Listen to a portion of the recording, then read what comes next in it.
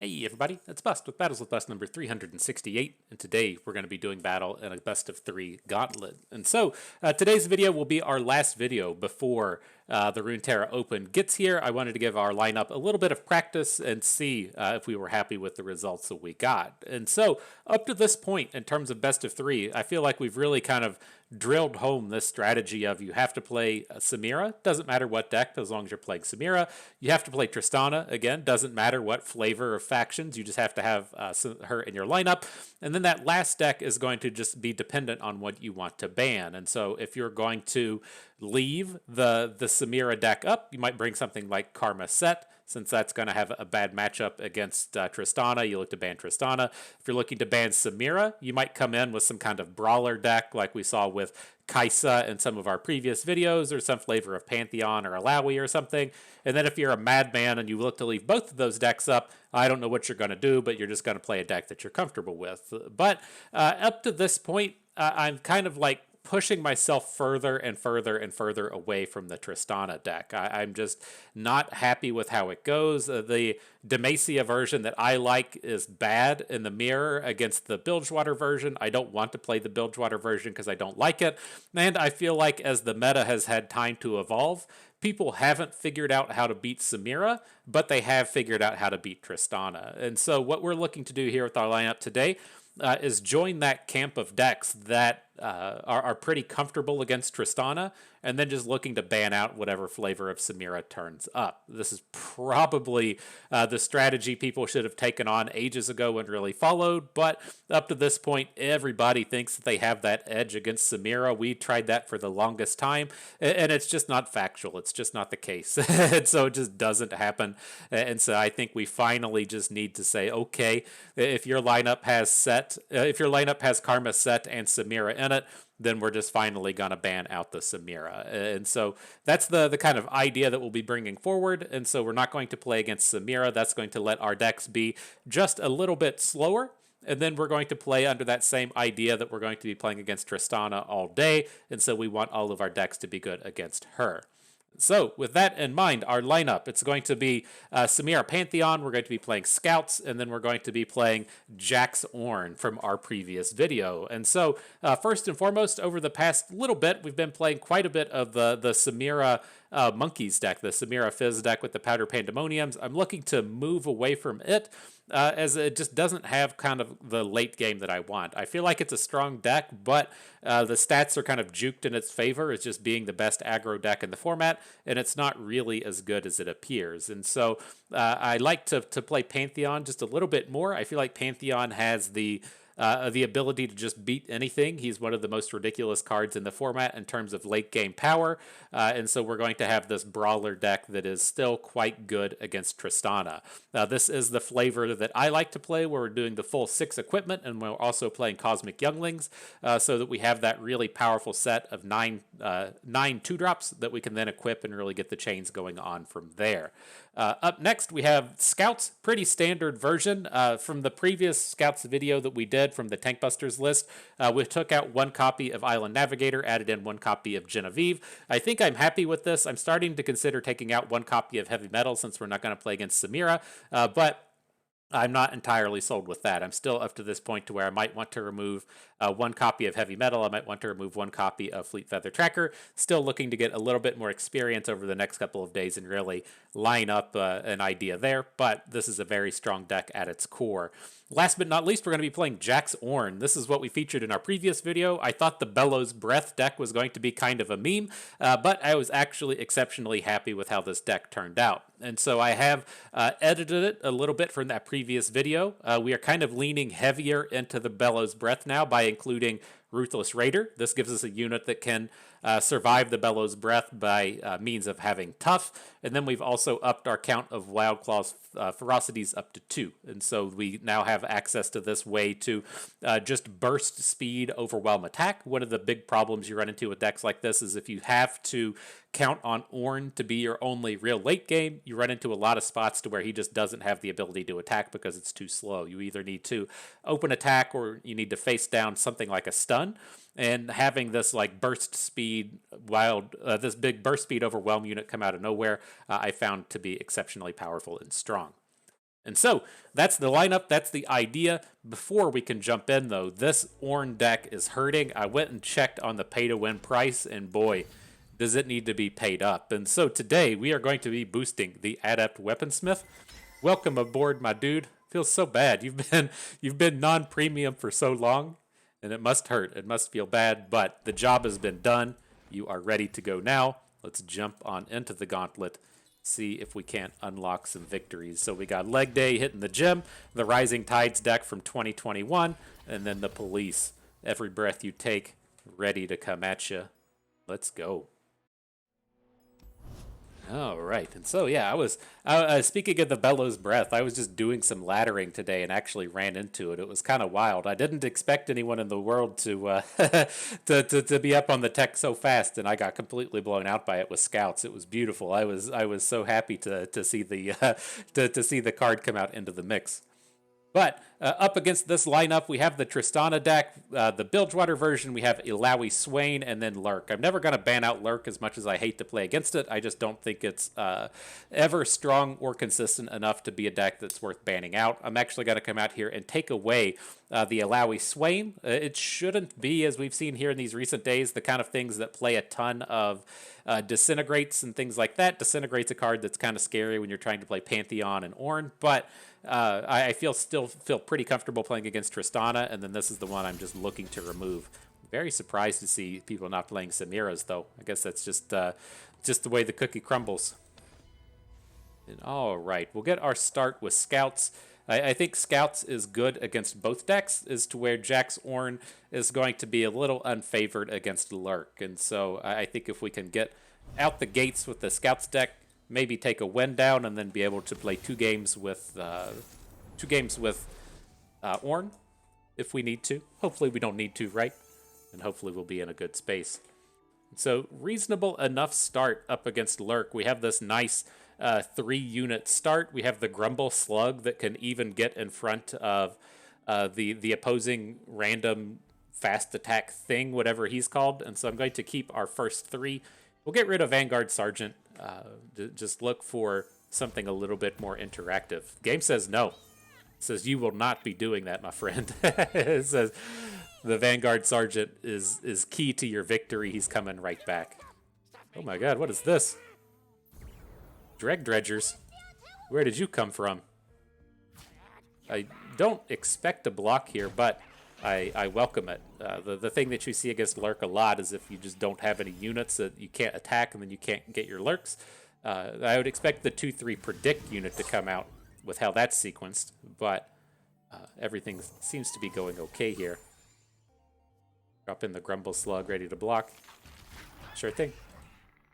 Taking a blind Lurk here. And with disaster mode for the Lurk deck.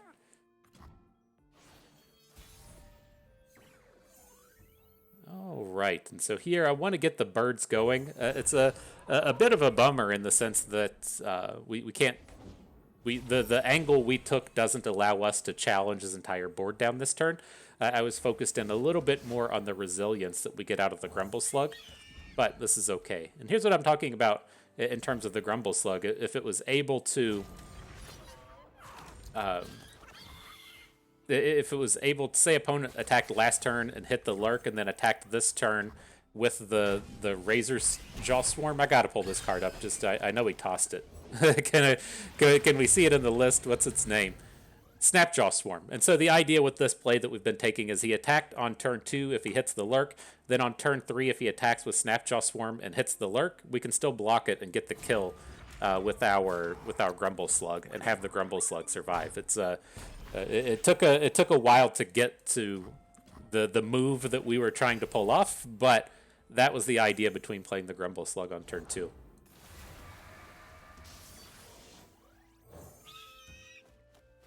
But lining up pretty well against what the opponent's doing. We can kill all of his units in this combat. We have a form up to help someone survive should they need to.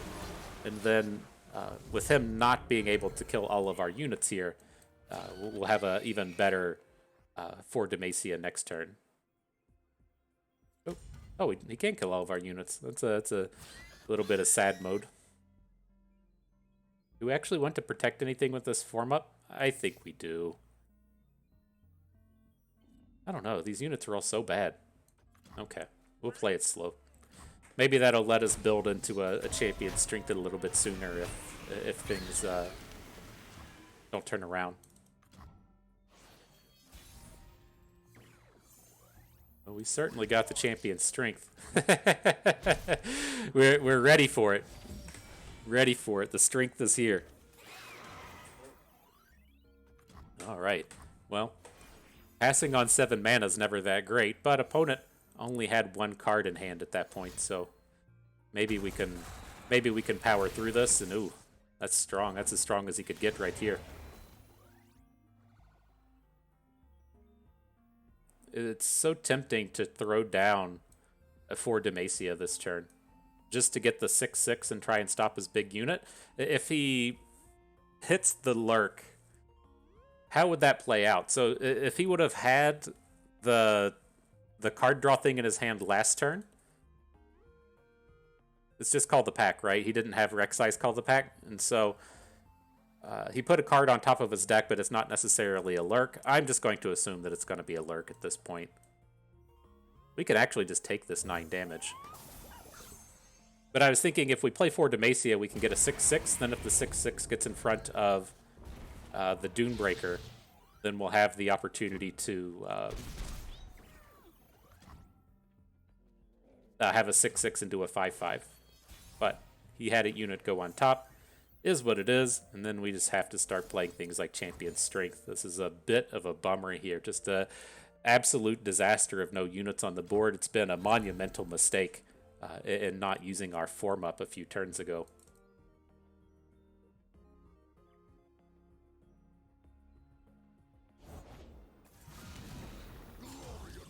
Alright, well, we'll clear out whatever we can of the board. We can't present the lethal with the Grumble Slug, and so it's actual disaster. If he has another Lurk unit in hand, we're dead to an open attack. He might even actually just go for it. Just so that he's guaranteed to be wider than us. Okay. Quinn is here to save the day. And a Rek'Sai.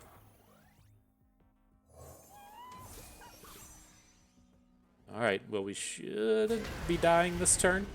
The Rek'Sai should be one short of getting the flip, and so we can put some units in front of his and not completely fall apart for the round.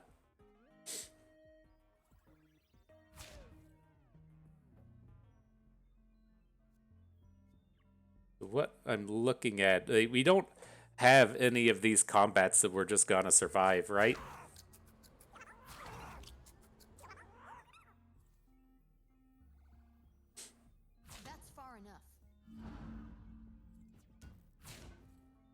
The Under Titan's gonna be alive with 1 health, regardless of who we put in front of it.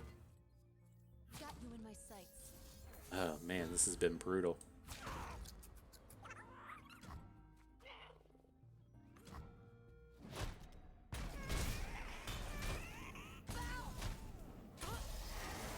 Alright, well, what you got for us, deck? If it's like one of these weird spots, if we pick up a unit and they don't, we can still maybe get a kill through the 4 Demacia. We get to grow the Sculptor up to big stats, and then and then maybe do it.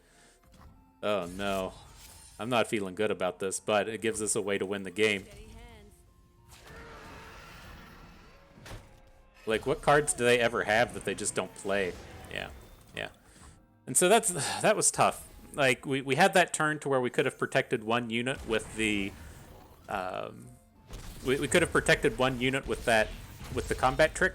We didn't take it, and then we were just like unit short the rest of the way. And so I think that was ultimately the mistake of the game, was not protecting on that turn. I just had it in my head that it's like, well, we need to save this mana because we're going to be champion strengthening soon. And then as we didn't have any units for the champion strength, it was just too much to overcome. But reasonable enough start here. I'm going to go ahead and mulligan away our interactivity.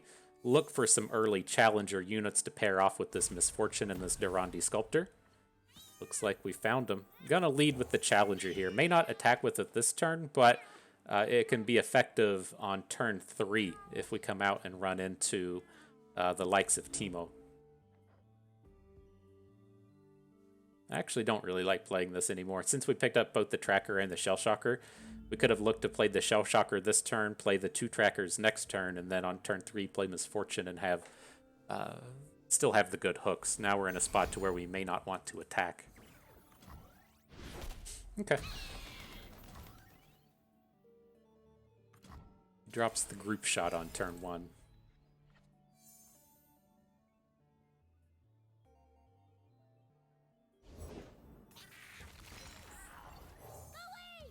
Alright, well, we're not blocking you, Blast Cone Seedling, but I do like the potential... Oh, we went with Impact.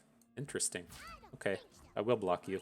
This puts us in a spot to where we may be able to attack with Misfortune next turn. The thing that I typically talk about as being as the utmost importance against Tristana is you don't want to be making trades. You have to be coming out and winning these combats.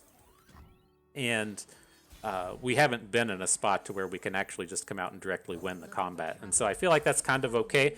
Now here we can still probably attack with Misfortune this turn. They shouldn't have any summoning style cards to get in the way of it. Alright, the big boom hits. The Bandle City Mayor.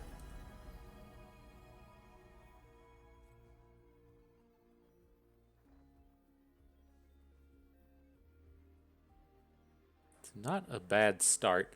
Need to see if we pick up a unit. I would kind of like to finally get this Durandi Sculptor down to start protecting our units from things like group shot, but haven't really had an opportunity.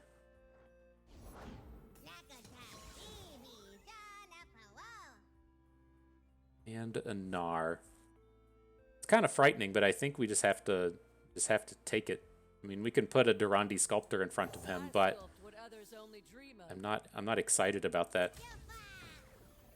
We can let him pick up the Mega Gnar. We can still hook it out of combat, so he's not gigantic problem here. He does get the vulnerable into Misfortune, but it's not going to stop her from any of her attacks this round. And then if we really want to go deep, we could potentially look to hook in the Mega Gnar with the Broadwing, and then that presents the lethal with the Broadwing. He can hit the Broadwing with the Pokey Stick if he wants, but we still have the Make It Rain in the back line to potentially stop it. A real battle. Steady hands. I think we still want to take it. Time for violence. Do we? Would we rather just say, like, pull one of these and then let him block Misfortune with Mega Gnar because he's going to kill her anyways? I think I like that. So we aren't just giving up on the Broadwing.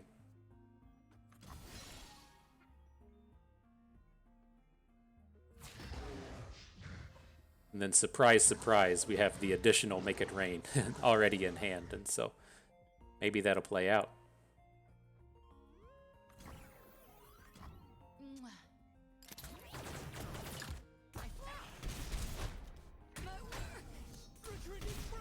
Alright, we've got him to 6. That's pretty good. Pretty good. We're definitely getting close to just lethaling next turn. So I'm going to hold on to the Durandi Sculptor for the moment. We don't have enough follow-up for it.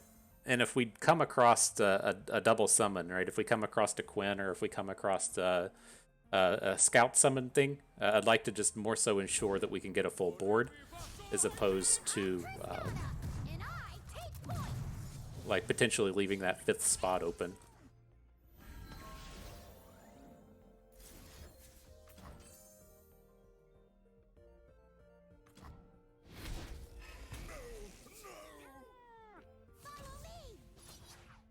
Alright, rip Misfortune. Take the remaining amount of damage. He shouldn't be able to kill us after this. He's got a Pokey Stick in hand, so he would need a Pokey Stick and then also need like the pastry stuff. I don't see it. I don't think this is something to worry about. I'll be damned. All right, let's get to work.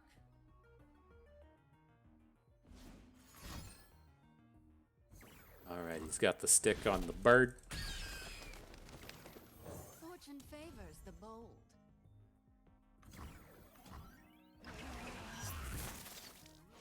All right. Something good, deck. Mirai Warden. We have to do it. We're short on damage, right? We've only got 5 damage on board at this point. There's not a world to where he just doesn't have a unit, though. Maybe we should have put the Cytherea in front of the Tenor of Terror last turn.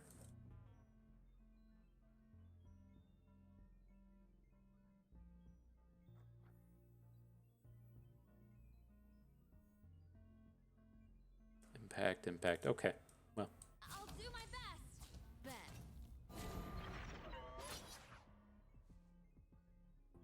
So we can attack like this, but it's not going to be enough to take Tristana down. Yeah, this is not good. To the front I think we're just deads here. One short. Love ya. Interesting. He lets us take down the Tristana with the combat. Wonder if he has another one.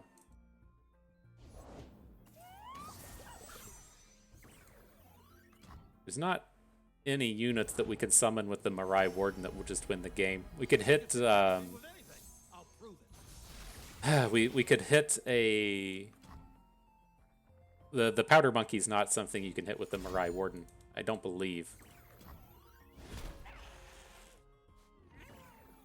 Let's find out. I guess if we get it down and then we hit a champion strength next turn, we might be able to pull off a win that way.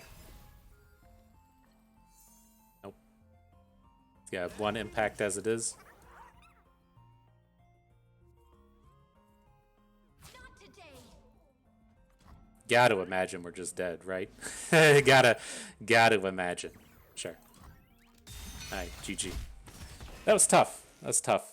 I don't know if we would have been able to play that one a little bit differently, but I definitely have my regrets on the Lurk game.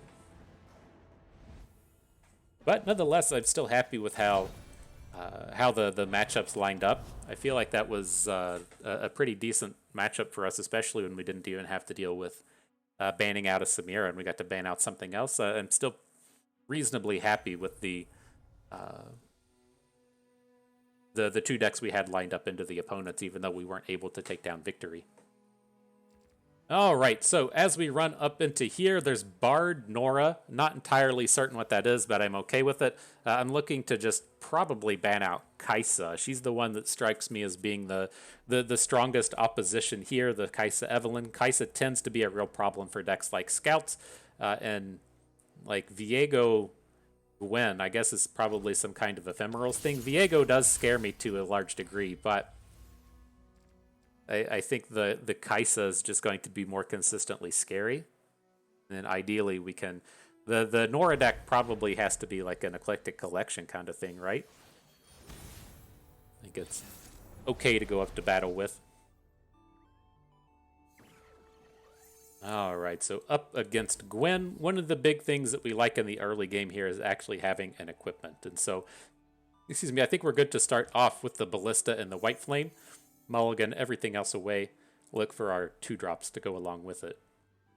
It's not that big of a deal if we aren't coming out of the gates until turn 3. You know, opponent's not going to be out here getting super aggressive on us, but I like to be able to stop it if we can.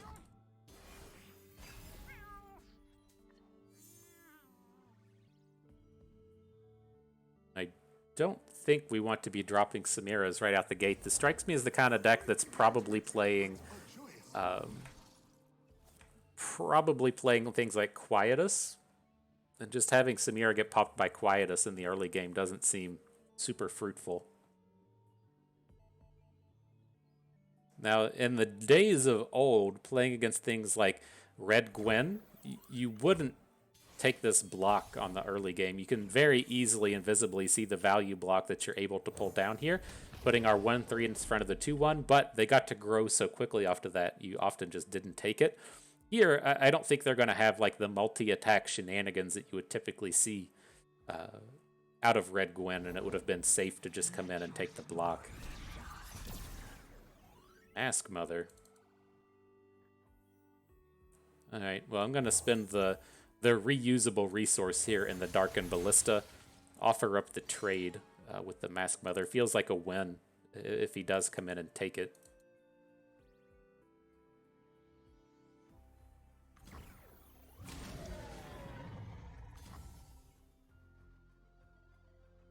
Trying to remember what this deck was. This is a Soul Cleave deck, right? If memory serves, that's what this thing is trying to do. Ooh, that's pretty nasty. I was happy with the trade. I'm not happy with the Whirling Death. It's not so much the loss of mana as much as the board presence. These Soul Cleave decks need a lot of time to get built up to scariness, if you will.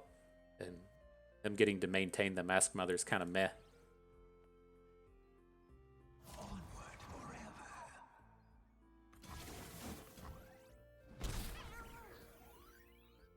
So what are the chances that we get to actually attack with Samira next turn? It's like, the thing I'm kind of envisioning here is we'll play the Wounded White Flame. We're going to load it up with the gem. That's our next target to keep leveling up our Pantheon and activate the Fated.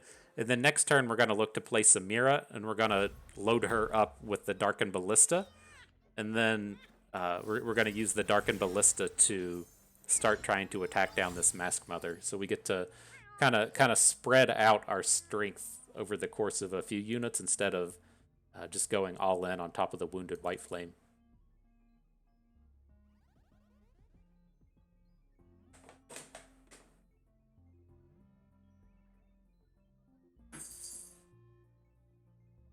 What you think, Glitter Kitty? Thinking about something over there. Glimpse from Beyond. That's fine.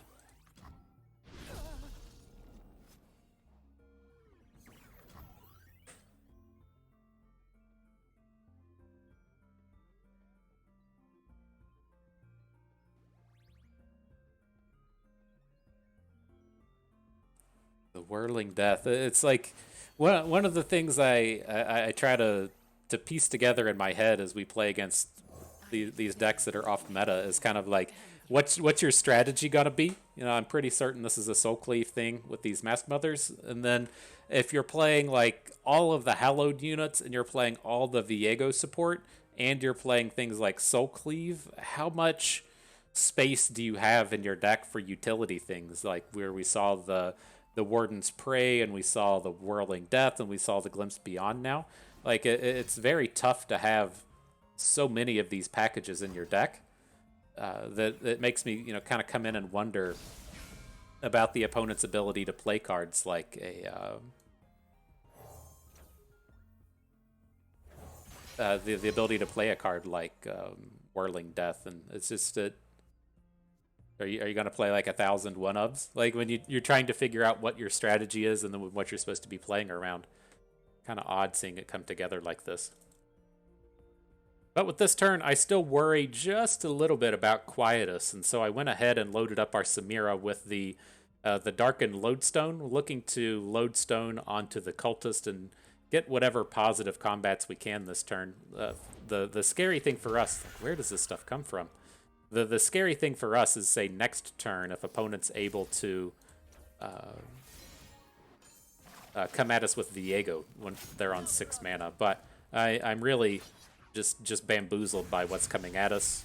I'm going to take what feels like the safe attacks, but the Warden, the Scarab came off of the Warden's Spray. I was like, what in what world are you playing some kind of strategy that also includes the Sea Scarab? It's so wild to see it all come together like that. But okay, that makes so much more sense that it was off of the Warden's Prey.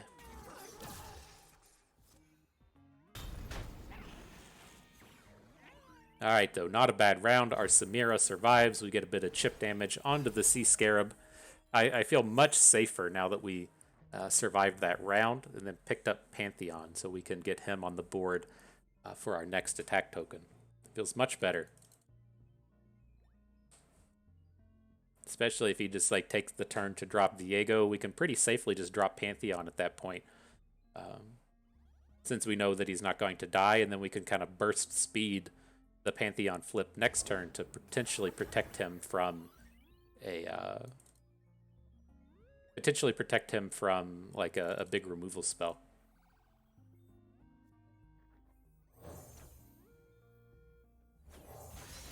But I'm going to start by loading up the dragon. If they really want to attack with Hallowed Dancers, we have a unit big enough to block and survive. That feels pretty good. And then we can still consider bringing Pantheon in. Interesting attack. The other idea, though, will be if we want to flip our Samira, we're not going to want to really look towards Pantheon.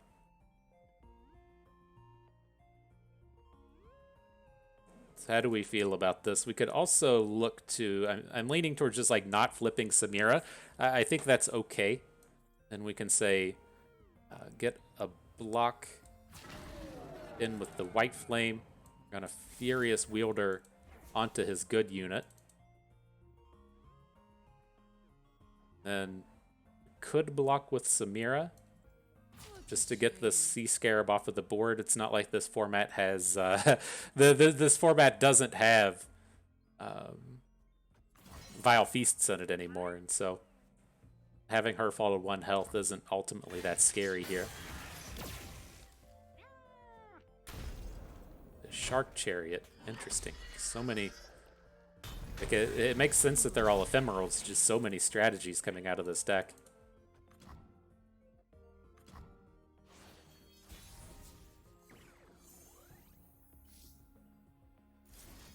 Alright. Gonna boost Samira. We want to get that 5th target before Pantheon comes on board, so that we can see if we get those sweet abilities when he comes down. He should have been fairly safe, I guess. We have the Flare in hand to have potentially burst speed flipped him in the face of a Vengeance or something, but I think this is good. Oh, fuck. Are you kidding me? Okay. This is wild. I don't know, man. I don't... It's so many cards. But we do still have the Darken package out here, so... I mean, I guess that's where that's where we're going for step 2. So wild.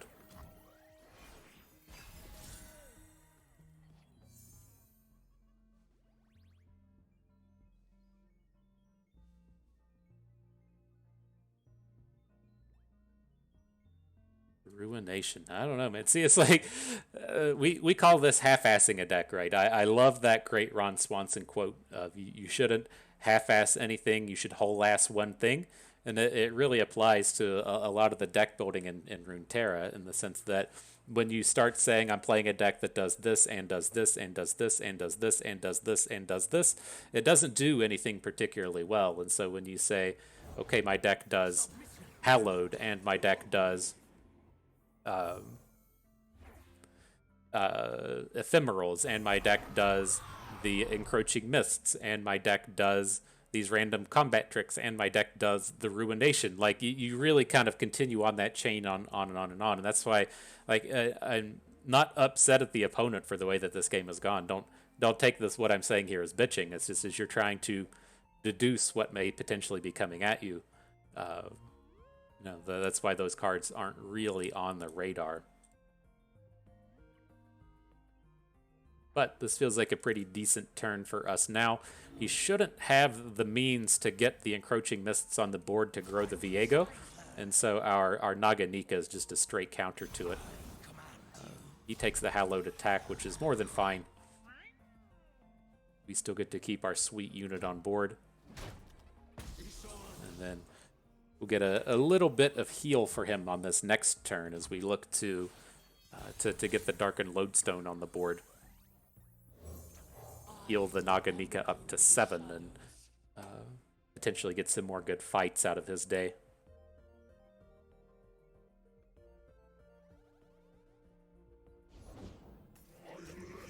Commander Ladros, I should have expected that one to come at us, right?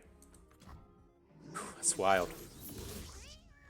So how do we want to go about this? So the thing that I was thinking of for this turn is if we say attack like this, we come in for the 14, then we put the flare onto the Cosmic Youngling, hook Commander Ladros out of combat, then he's gonna fall to, doesn't matter what he falls to because he's still just gonna die to the Naganika, but it lets us crash in for a ton of damage. And then if the extent of what the opponent does next turn is play Commander Ladros, then we should just win the game. It's just a very expensive play to bring him on board next turn.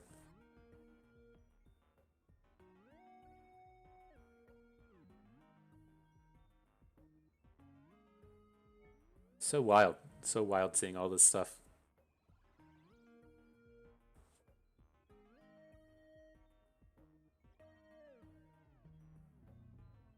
But reasonable enough spot, I think. And then even if he does come at us with that Commander Ladros next turn and then attack, we still have this whirling death potential coming out of the Nox and Tellstones. And so I think we're okay at this point. Like, he's most certainly gonna have to pivot away from playing Commander Ladros. I think we might have the tools to just kind of beat everything here. Turns out the Darkin are pretty good late game cards. I think of the Darkin in terms of Planeswalkers and Magic. I know I talked about this kind of recently, but I was pretty heavy into Magic during Lorwyn, back when the initial cycle of 5 Planeswalkers was released, and it took a while for them to really pick up. Like, you could see Jace and say like, oh yeah, Jace is kind of interesting, but the only ones that really picked up after him were like maybe like a one of Chandra or one of Liliana Vess, and like people just didn't really see the ultimate raw power coming out of Garruk, and it took like 6 months for those cards to really pop off and become a major part of the meta. And then you know, once the next set came out, everybody was like, oh yeah, Planeswalkers are the real deal. These guys are no joke, and we need to kind of include these in every deck. And that's how I feel in large part about a lot of these Darkin. Is like, you could pick up on some of them and immediately say like, oh yeah, this is good. But the Darkin Ballista took, you know, quite a bit of time to pick up in popularity, and so it's kind of odd to see it like that. Okay, though. I thought opponent disconnected. They appear to be back. We just need to make sure we keep 4 mana up here, right? So we can block Commander Ladros with the Harazi, send the Whirling Death at him, and then try and get the kill next turn. Maybe we'll eventually get the kill. What's up with this guy's timer? He's at neg 2 minutes? What's that mean? Plays Blades of the Fallen. That does something, I guess.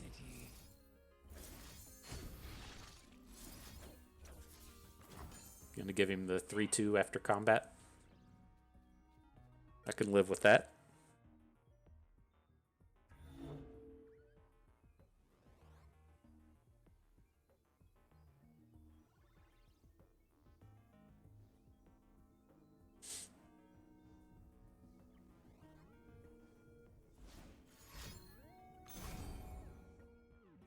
Hate spikes our dragon in the back line.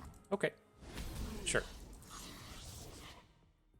So we should still be okay here. We can come at him with an open attack next turn with 2 big units, and then I'm leaning towards just playing the Wandering Shepherd now. We can potentially get a good equipment on our Harazi, and then pass that ability over to the other units. Scouts, just perfectly fantastic. So we'll be coming at him with these 2 gigantic scout units. Then we'll get to follow up with more attacks afterwards. Well, this doesn't give us the scout thing back, right? Oops. I think it's still okay. More used to just putting like Overwhelm onto Harazi, but I think this should still be enough to end it.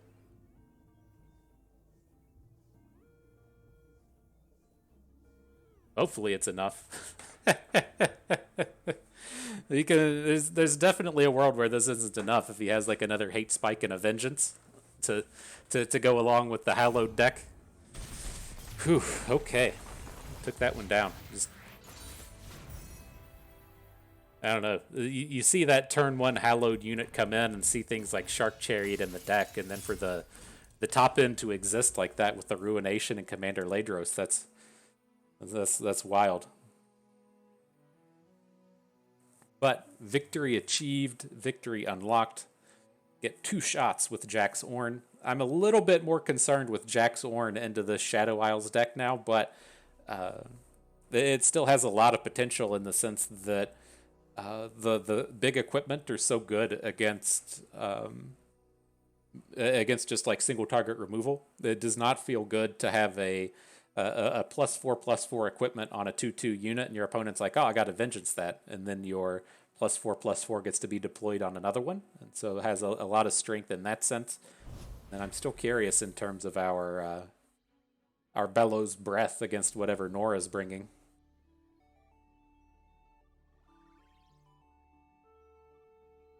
All right, are we getting into a game here? I can't tell if the game broke and we need to restart, or if opponents just disconnected or something. It seemed like they disconnected in the last game, but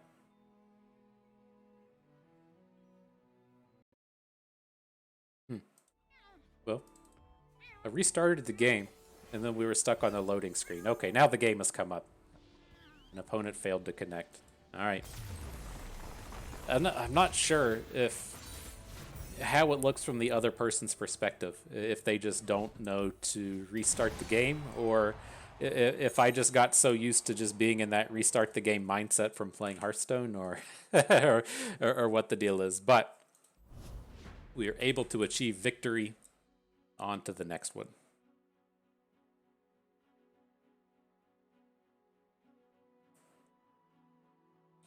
Ooh.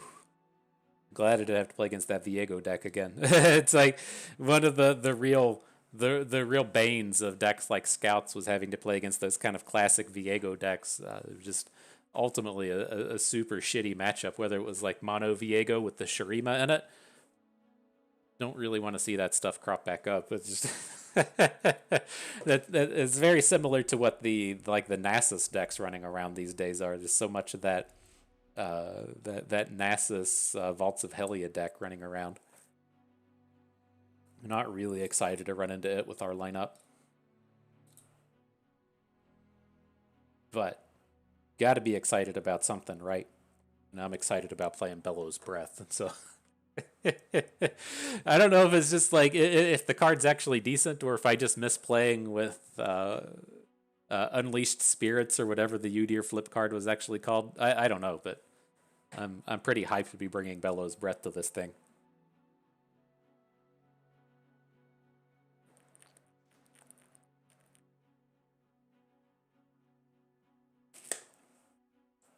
All right. We'll pause it. I was going to say we'll pause it till the queue pops, and then the queue popped right away. And so this is what I really expect to see out of a lot of lineups. This is what we were bringing to the Ruthless Rumbles in the past week. We were playing the Demacia version of Teemo, but Teemo, Samira, Pantheon, along with Aatrox Vayne. We're just going to come in and ban out the Samiras. That's the game plan for the day. The Aatrox matchup can be kind of weak for us. It's not one that I'm super stoked to be seeing, but it's certainly a manageable matchup. And then again, I still think all three of our decks have a good matchup against the Tristana decks. So reasonable enough to see matchups come at us like this. The Aatrox Vayne matchup is one that's, certainly losable for the opponents, and it's one that it makes me like when I was talking at the beginning about wanting to potentially cut one of the heavy metals out of our Scouts deck. Depending on the popularity of Aatrox Vayne, we would just never want to do something like that. And so we'll see. The heavy metal turns up right now, ready to snipe off that Quinn bird with the Darkened Harp. That was one of the top memes on the main Runeterra channel today. Was my greatest bane of Legends of Runeterra, the turn 3 Quinn bird along with the Darkened Harp.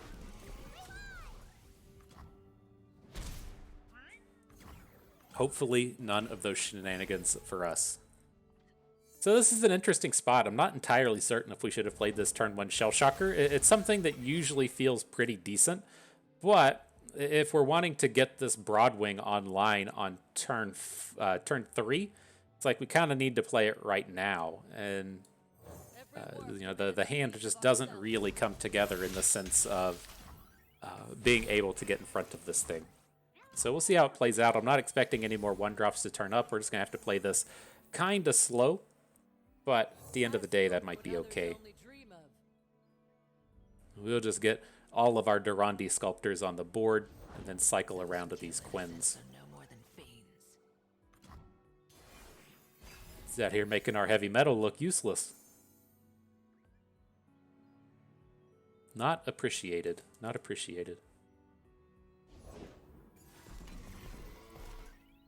I've come a long way from a flying stone bird. All right, let's get some usage out of these stats now, though, right? That's right. So do we actually want to drop the Mirai Warden here this turn? I think it's okay. It's just if we like go into this next round and want to play Quinn, we don't really have the space for it. So I guess like opponents not really inclined to attack here. And if they do, we can still just say like throw a Shell Shocker in front of some of this stuff and not worry about it nearly as much.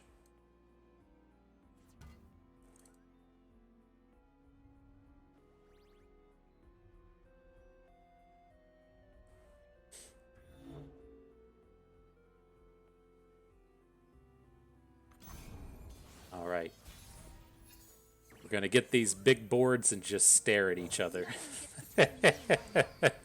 the way the game was meant to be played.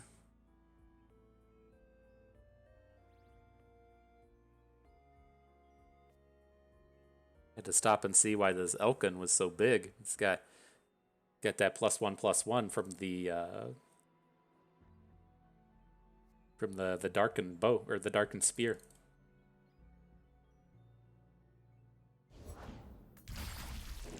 There's a harp, there's an Aatrox. Okay. I think we're good to start in this way. If he has a +2/+2 to load up onto Vayne and throw in front of Quinn, it's not ultra ideal, but it's kind of fine. I'm not too upset if that actually comes through. The block down here is okay. We just have to not attack with Quinn anymore, and that's fine. Have to just give her a little bit of time.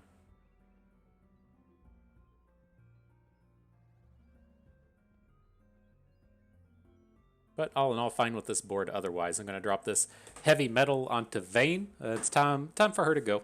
You're done. I like getting rid of the Darkened Harp, and I like getting rid of the Vayne. And then we'll just kind of go from there. We do need to start throwing some of these units away. But it's not like critical at this point. I guess it's not ideal to throw them away when all we have is Genevieve in the back line, and so we can take that a little bit slower, but gotta keep in mind a little bit that some of these units can just go.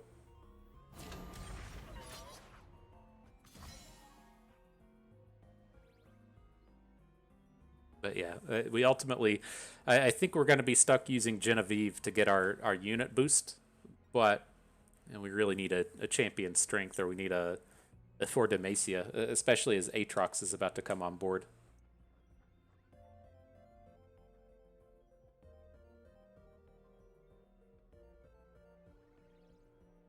Stalling, huh?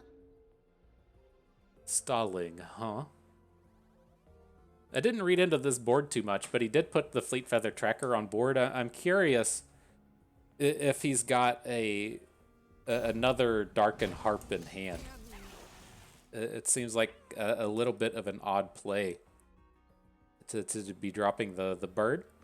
I mean, I guess it's a way to come in and hook Quinn. That piece of it makes sense.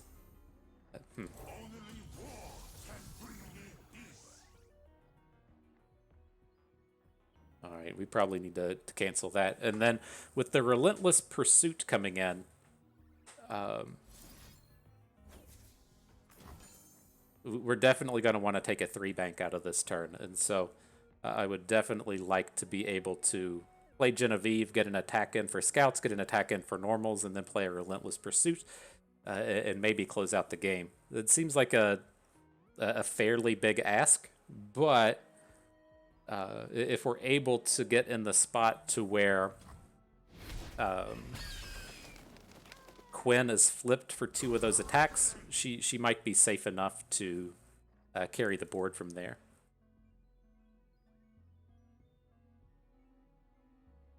So with this, we can give up on 1 unit if we want, right?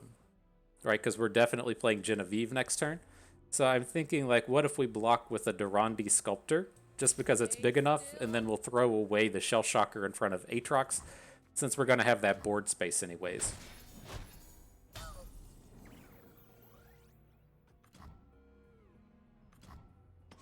Okay.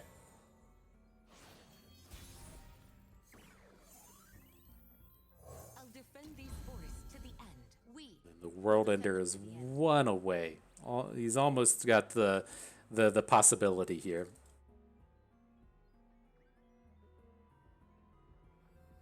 So let's see if he spends any mana before we attack. That's kind of an interesting space. Like the kind of clear attacks here are going to be slamming Genevieve into the Steadfast Elkin, and then seeing if we don't get ourselves in a spot to where we can kill off Aatrox after the fact. Comes in with Fish Fight. It's kind of a bummer. Do we still want to try and target him down?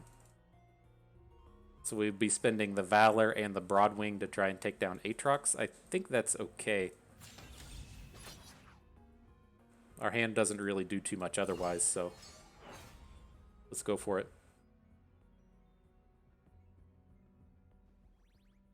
It's not like he's out here gaining health off of this guy or something, and so we're okay in that sense. And then also, if we do manage to pick up a champion strength, we have 4 refill in hand, so we could potentially get a unit on board next turn to where, or we can get 4 units on board next turn to where we would be kind of primed and ready to go in terms of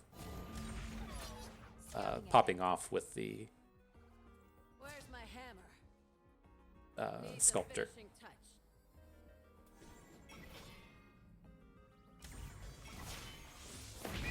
Where valor goes, victory follows. All right, where Valor goes, victory follows.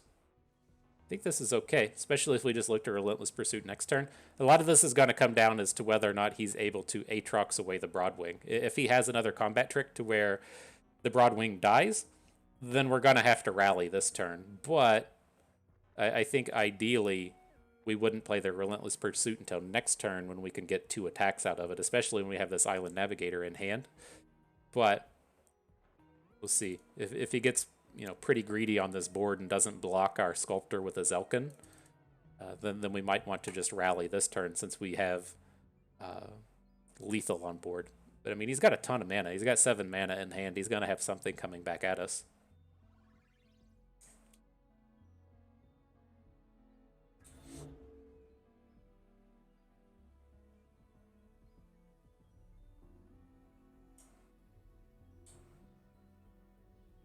Get these Quinn birds too. I forgot about this. Getting the summon and getting the extra stats out here. It's kind of nice.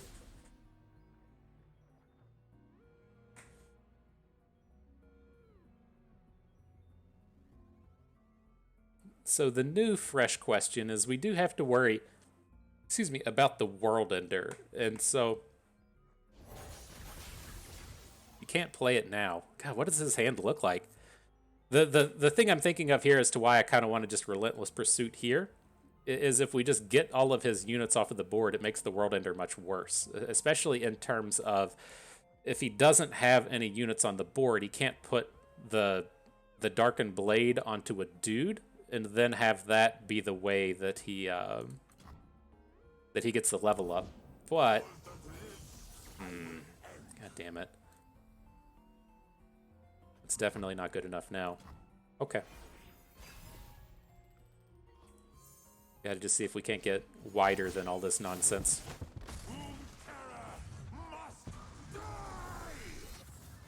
So he's only got 1 mana behind.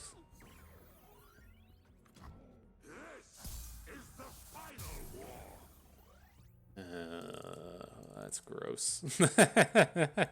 Is y'all out there making a sad noise with me? You should be. You should be. Alright, let's add some shitty units to the board. See if we can't get out of this without dying. It's looking pretty grim.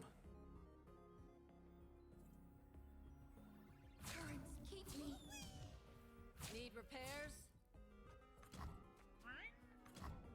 Alright, not dead there. But he does have Tumble in hand, and so we can try and draw to Champion Strength, see if that gets us anywhere. But I assume that we're probably just dead at this point. I guess with the Champion Strength we would have an 8 health unit in front of his Aatrox and it wouldn't necessarily die, but no. Damn. So close. So close. Defeated, not broken.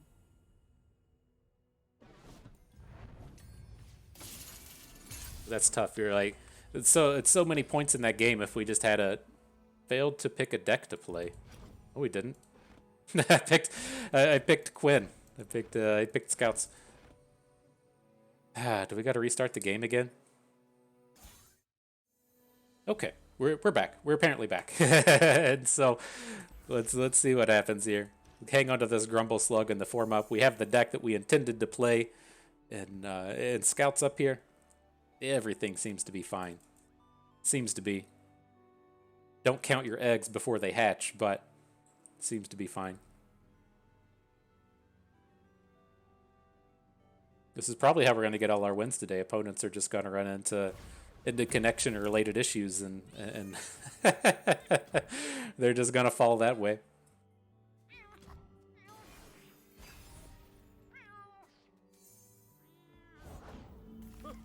Alright, so I'm going to lead off here with the Grumble Slug. We could look to get Misfortune down this turn, but I like having just this little bit of extra protection for her. Whether or not that's going to be to just say go ahead and heavy metal the Grandfather Fae or use the form up, both are relatively safe for her. I think we just want to go ahead and drop her though. I was thinking if we want to say heavy metal the Grandfather Fae before combat, since like the Hungry Owlcat coming down is a bit of a negative, but I think this is okay. I don't like the Owlcat coming down with the spell shield that gets to eat the Is this a mistake? This just feels like more and more of a mistake. If we'd taken down the Owlcat and then made the attack, then it would have been a 2 health Hungry Owlcat. Yeah, that was just poorly done. That was poorly done.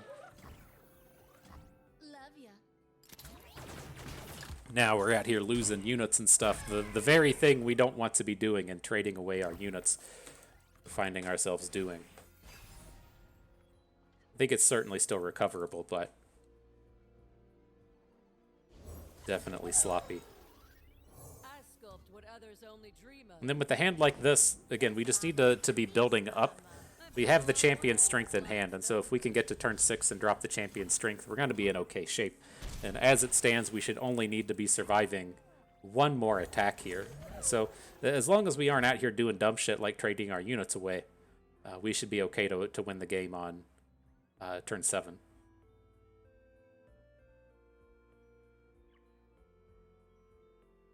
Hopefully. Maybe, ideally, possibly.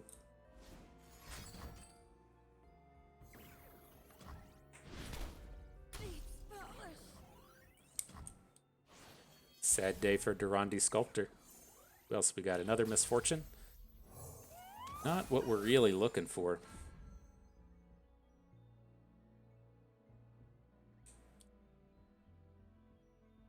To pick up a double summon.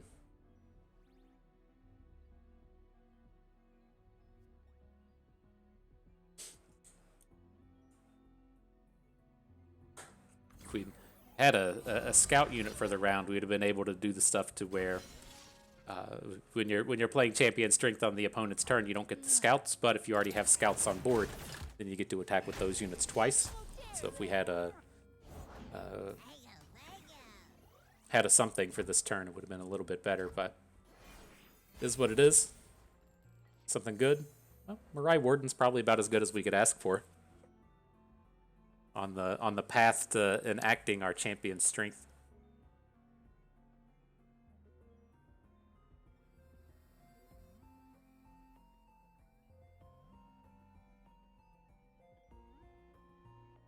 So we just need to hang back and play a little bit of defense. Hopefully the opponent's not gonna pop us with a counter spell, whatever the Bilgewater counter spell is called, and our day will be good. Everybody needs to have a good day out there.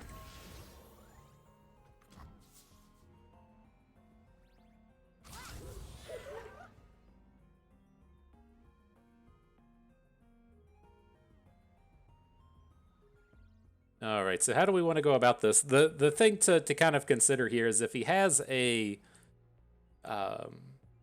the fight card, then we're gonna run into problems. Not in two separate ways, since he can fight with the Bandle Gunners and then get that extra 3 damage in, but then also if we want to actually try and win one of these combats, it's going to be pretty unwinnable. And so prize fight isn't like a real guarantee to have here, but it's most certainly a possibility. And then I'm looking to just actually send the Broadwing out here. This is the worst unit we have in terms of a champion strength actually being effective. And so we can get, quite a bit of work going here with this this Broadwing. This should do 2 things, right? It should protect us from prize fight. If he has the prize fight to deal 3 damage, then that's not going to be enough to kill us. That would leave us at 1. And then if he wants to, spend some spells to not have Bandle Gunners die, then, that's helping the cause and us not dying. But if we get to actually kill the unit here, that's pretty good for us. All right, drops us to 4. And then we have this space here now as to where is it too greedy to just go ahead and play the Make It Rain? In this sense that if I don't think it's going to matter. Let's just go ahead and pass on it. But it's like I tried to think if we want to try and pop those spell shields on the opposing Alcats so that they don't get to deal any damage to our units.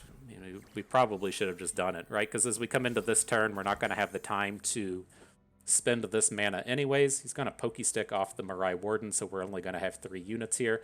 And I'm a little worried with these Alcats being able to deal damage now.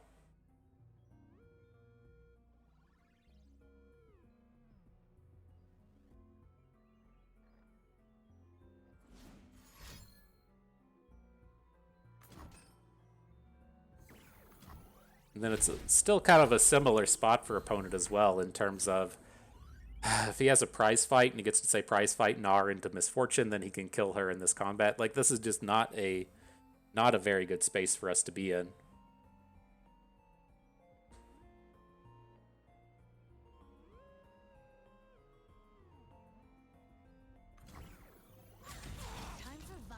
But time for violence. We got to make the best of what we got. Uh-oh. Uh-oh.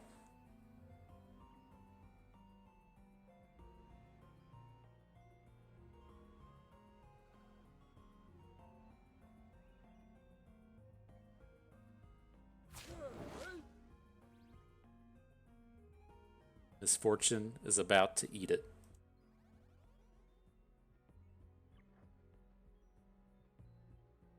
We could have left her back and tried to flip her on the next attack, but I don't know. It's like, do we ever really win this game if we're not attacking with Misfortune here? And it's tough. I mean, opponent isn't going to die to these attacks. They have 4 cards in hand with 7 mana. It's going to be pretty easy for them to just say, okay, well, I'm going to make these bad blocks here. Interesting, just a high toss. Oh, so he's gonna drop it on her post combat. Sure.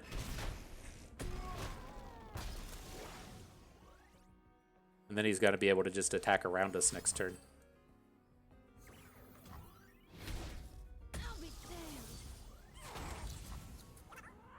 But we're going to keep trying. We just lose if we give up. we got a chance if we don't just give up. And so let's see how it goes.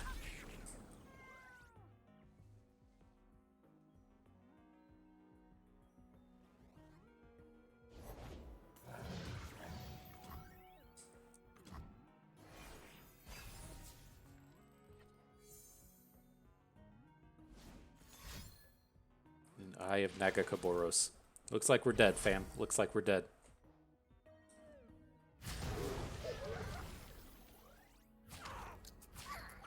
Alright.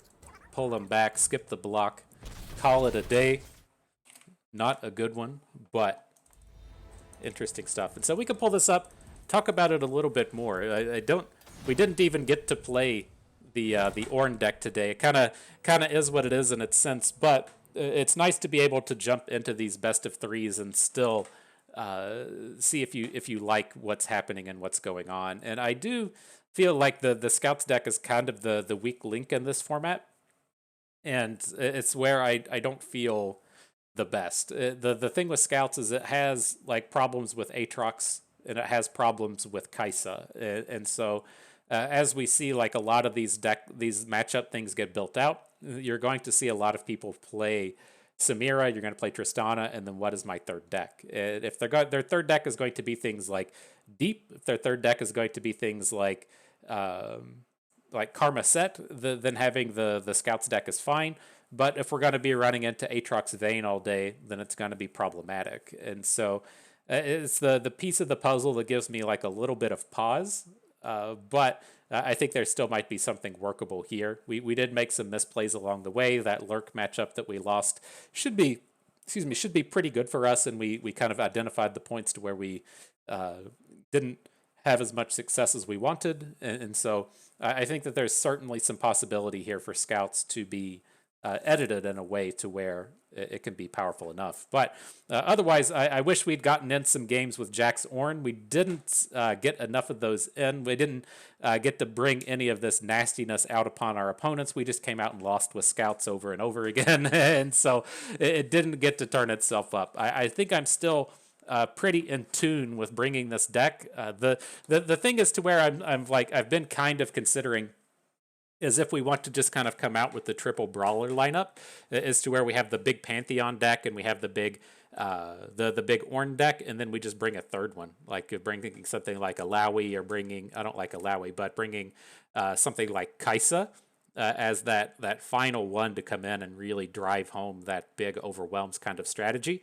And that's another thing I'm going to be kind of toying with over the next couple of days before we get ourselves into that main event. But I do like the kind of general idea that we're bringing into this thing, and that we're going to ban Samira. We're going to bring our own Samira. We're not playing Tristana because everybody else in the world is playing that same kind of idea as to where, well, I'm going to ban Samira and then play against all of the Tristanas, so my entire lineup needs to be good against Tristana.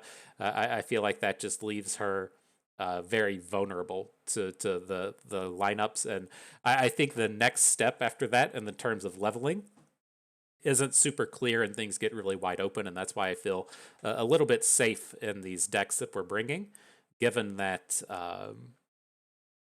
that next step isn't so obvious as to what you want that third deck to be, or if you want to just do what we're doing and just completely move away from Tristana on its own.